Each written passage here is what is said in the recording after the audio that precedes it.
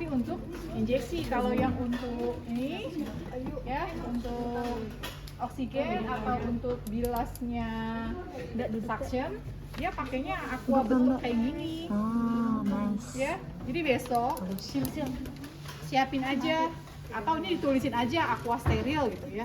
Jadi nggak usah ganti-ganti lagi. Nih kayak gini. Nih jangan ini buat injeksi.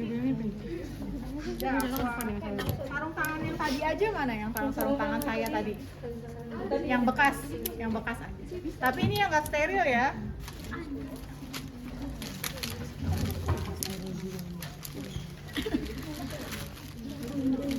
Ya, jadi alatnya apa aja?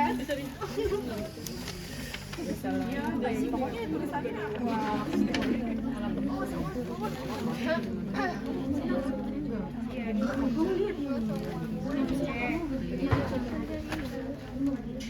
Jadi yang pertama kita lakukan adalah biasa cuci tangan, ya, cuci tangan, kemudian kita pakai sarung tangan.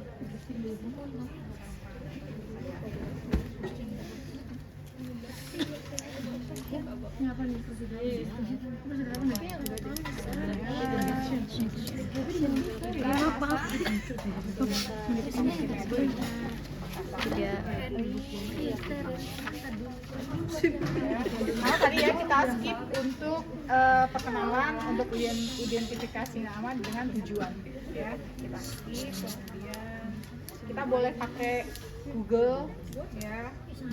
Ini APD-nya kita ya, ini APD-nya. Boleh pakai Google, boleh juga. Ini punya plester nggak? Ada, jadi pinjam. Udah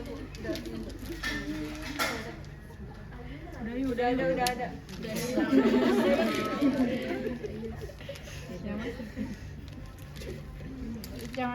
Jangan dirobek lagi ya. Nanti ada masakan kalian. Ini kan aslinya ditutup ya. Ini ada ukurannya. Ini ukuran nomor 8. Ya, untuk anak kecil, untuk anak-anak. Ya, kalau dewasa ada nomor 10, ada nomor 12, ya. Ada nomor sampai 16 kalau nggak salah. Ini besok nih yang rapi ya. Yang dapat ini habis selesai dirapihin lagi untuk teman berikutnya. Jangan kalau udah selesai ujian tinggal aja. Ini dalam keadaan steril, tertutup, ya. Steril. Terus stetoskop kan di ruangan tuh pakai kayak gini ya. Kayaknya enggak deh. Bikin gak usah pakai gini.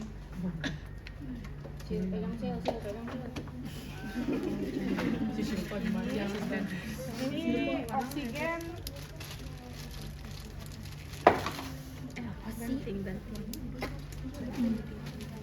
Di sini besok ujiannya untuk suctioning ya.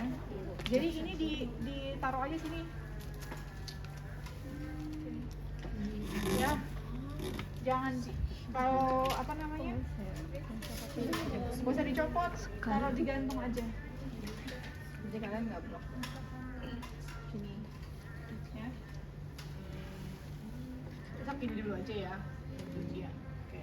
Ini oksigennya harus dikasih aqua steril.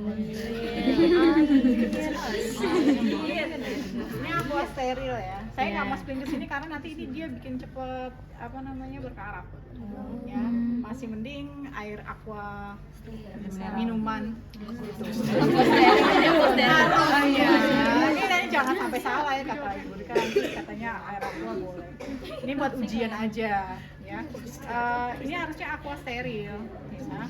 Ini saya mau contohin masukinnya sampai batas garis ya, sampai batas garis. Ya, baru kita masukin.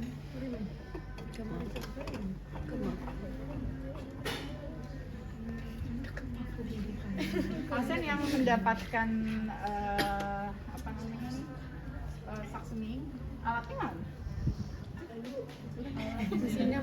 Alat saksennya mana?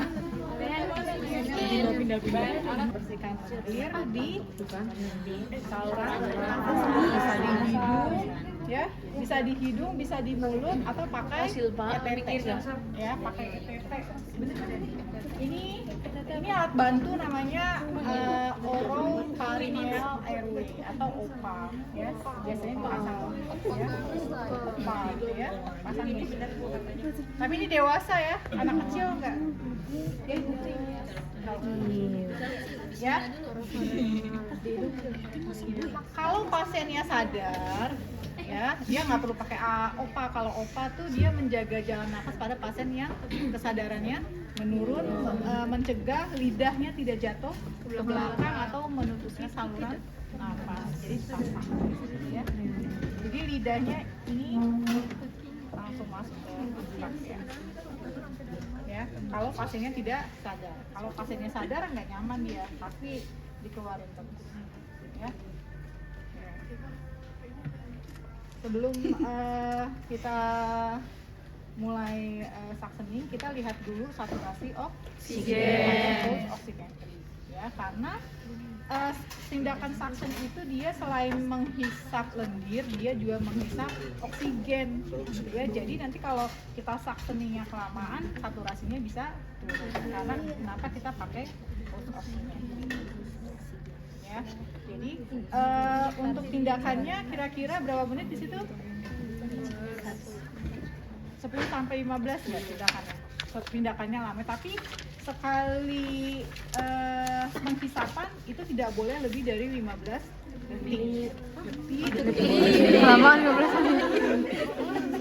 Sekali menghisap ya, sekali menghisap ini tidak boleh lebih dari 15 detik. Nggak boleh tidak lebih dari 15 detik. Ya. Jadi misalnya masukin ke hidung sekali itu nggak boleh lebih dari 15 detik. Ya. Setelah kita ini masih bersih, pasang pulse oximetry, kemudian posisinya lebih nyaman dengan semi nanti dinaikin, ya. Kemudian kita kasih oksigen dulu sampai kalau misalnya lihat di sini ya, misalnya ya, pasiennya pakai oksigen, kita lihat dulu. Targetnya adalah dia saturasinya harus 100%. Jadi kalau masih 96%, 97%, oksigennya kita naikin. Misalnya ini pasiennya dikasihnya nasal cuma 2 liter misalnya, ya.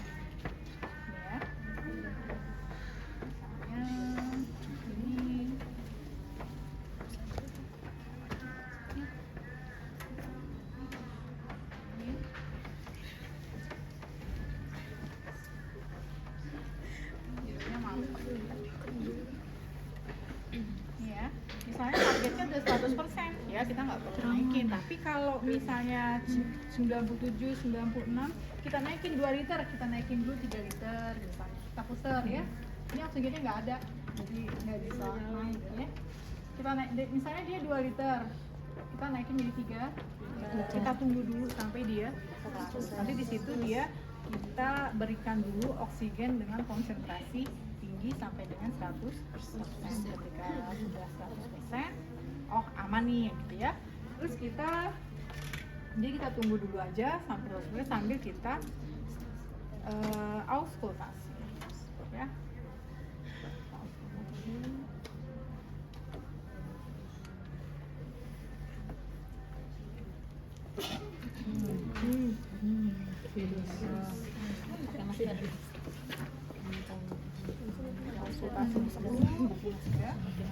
Kira-kira sputumnya seberapa banyak, ya? Terus adanya di sebelah mana, ya? Sebelah dada kita, atas, bawah, gitu ya, kita lakukan. Oke.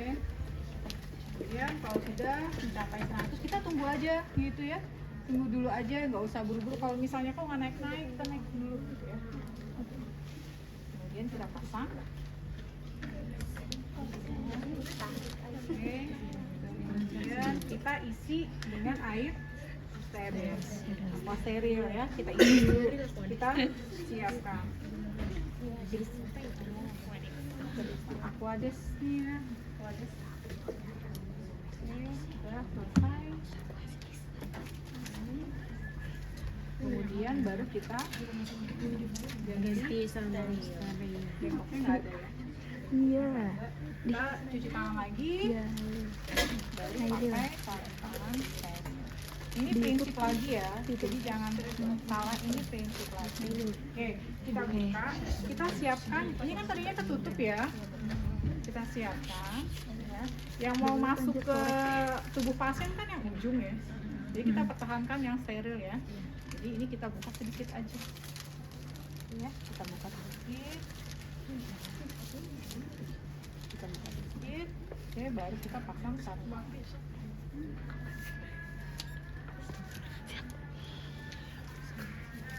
Pasang sarung. Yang steril adalah yang kanan. Kita pasang. Jangan lupa sebelum kita ini dicolokin dulu.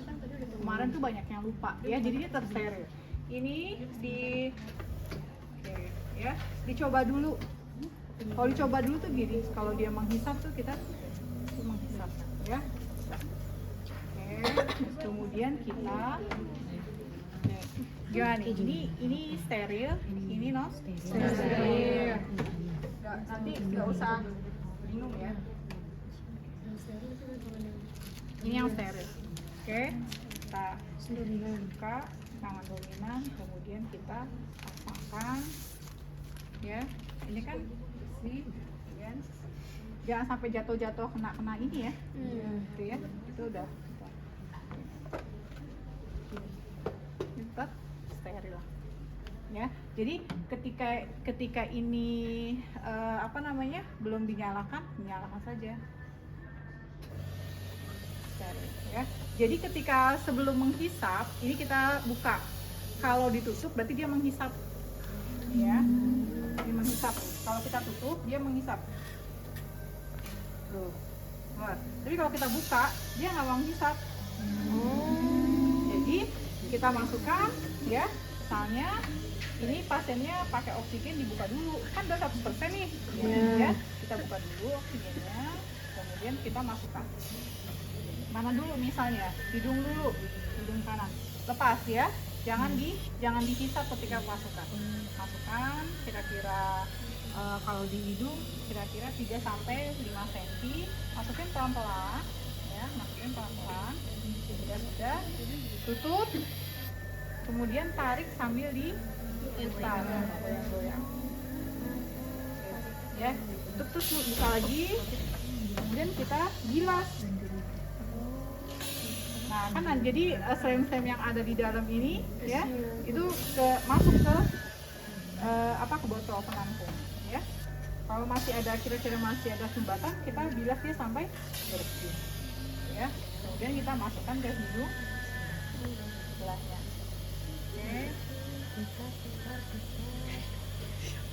Jangan buru-buru gitu ya, jangan disogok-sogok tangannya ya, pelan-pelan.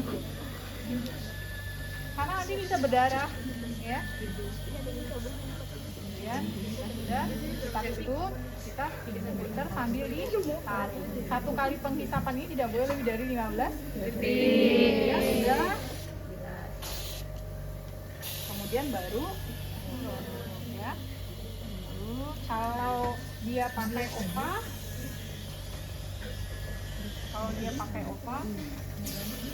masukin aja. Kalau pakai OPA, masukin. Ya, masukin sama. Ini di dalam kemungkinan 10-15 cm ya. Kita masuk, kemudian kita lihat. Sambil kita lihat saturasinya turun enggak gitu ya. Kalau misalkan terus kita tunggu dulu, kasih lagi oksigennya gitu ya, taruh aja dulu gitu ya, taruh dulu, kita pasang oksigennya lagi ya. Tapi kalau misalkan masih bagus ya kita lanjutkan gitu ya. Dan kalau pakai OPA, setelah di OPA kemudian kita di mulut kanan kiri, karena banyak. Tapi kalau misalkan dia nggak pakai OPA, langsung aja masukin ya, masukin, dia tetap diputar ya, sama sambil ditarik sambil diputar pelan. Kemudian kalau banyak slemnya biasanya di antara dinding pipi sama gusi itu biasanya banyak slem. Sekarang kita bersihkan gitu ya, di bawah lidah. Slem, dahak, lendir, puntung, ya temenan ya namanya. Ya, sambil dibersihkan. Udah, kalau udah bersih kita bilas lagi sampai bersih. Oke, kalau sudah kita lanjutkan.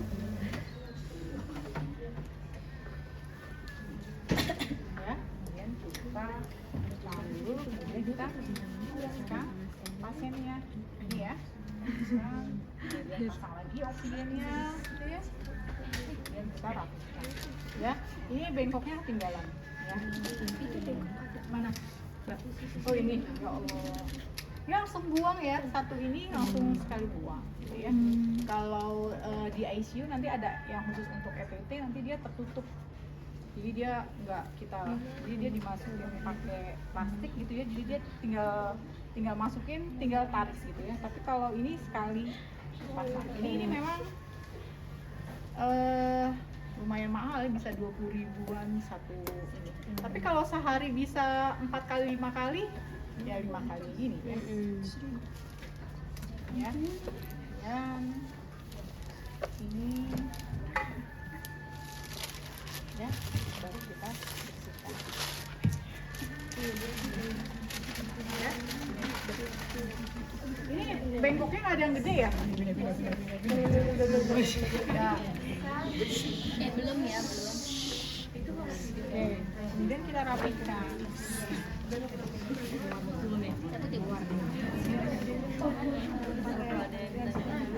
Apa? Kan kita belum bereskan, ini kan steril nih. Ini kan saya pakai sarung tangan steril ya. Tapi kan alatnya belum saya bersihkan. Saya habis megang yang berlendir-lendir. Kalau saya nggak cuci tangan, kira-kira lendirnya bisa berpindah ke alat kita? Bisa. Jadi saya harus cuci tangan. Jadi itu prinsipnya. Ini alat masih berantakan. Iya. Saya pakai sarung tangan bekas lendir. Saya harus pakai pasiennya ini, harus ngambil alat ini, harus kembaliin pasiennya posisinya. Saya kecuali kalian nyediain masih Sensi Glow ya, yang baru ini lepas, kamu pakai sarung tangan lagi, boros kan? Iya. Ya, jadi bersihin, tanganmu masih aman gitu ya, dan juga tidak memindahkan bakteri ke tubuh pasien atau ke alat-alat. Ada pertanyaan? Ya. Bertanya Bu, tadi kan pas pemasangan pas lagi section gitu ya Bu, itu kan kalau saturasi turun kita berhenti dulu. Nah itu tadi Ibu cabut apanya? Alat yang masuk itu ya, sectionnya. Saksinya aja. Taruhnya di mana Bu? Sini. Ini kan masih steril. Kalau di rumah sakit ini komnya besar. Ini komnya besar. Tapi kalau ini kan steril. Kan ini steril ini. Makanya saya nggak kemana-manain dulu. Saya nggak langsung buang gitu. Saya nggak. Karena menjaga itu, kalau misalkan ada sesuatu, taruh aja di sini. Ini kan steril. Ya. Terus ada juga ininya. Tetap kita pegang aja juga boleh sambil nunggu misalnya ya, sambil nunggu. Tapi kan ini bisa kemana-mana kan? Iya. Lama atau tidaknya kita nggak tahu. Iya. Jadi saya taruh aja di sini, taruh aja sambil nunggu. Saya kalau misalnya mau benerin oksigennya bisa, mau nambah apa gitu ya, ini tetap steril, ini jaga pakai cuci tangan, baru kita pegang-pegang. Intinya bekas itu kita nggak megang-megang ke tempat lain, paling nggak dibersihin pakai hand. Itu kalau di lapangan ya aslinya, tapi kalau besok kan nggak kayak gitu. Jadi ikutin aja yang ada di step-stepnya yang ada di modul. Jadi nggak usah ada skenario nanti ininya turun lah gitu, kayak gitu. Ya, ibu kamu itu merepotkan diri. Iya betul. Emang dia repot. Nggak apa-apa, bukannya tuh nggak apa-apa. Ya nanti ke lapangan nanti bakal ketemu banyak, kalau di lab justru kalau menurut saya mudah kalau dibandingkan di lapangan. Ntar responnya belum pasiennya nangis, belum pasiennya nggak mau gigit-gigit, suction, itu bisa aja. Penghisapan lendir kan tadi ibu dimulainya dari area hidung ya bu. Nah itu juga satu area. Boleh nggak sih bu kalau nggak berurutan dari hidung terus ke mulut terus ke hidung lagi selama 2 kali gitu penghisapan di sini Bisa aja, yang penting kamu bilas gitu ya. Kenapa hidung dulu dianggap areanya lebih bersih dibandingkan mulut gitu ya? Karena kan mulut memang sebenarnya nggak perlu steril, kalau mulut tuh hanya bersih karena makanan semua bersih bukannya steril. Dianggapnya jadi hidung dulu. Tapi bisa jadi nanti kalau misalnya kita udah di lapangan udah hidungnya udah bersih, kemudian mulut hidungnya ingusan lagi, bisa jadi yang penting dibilas.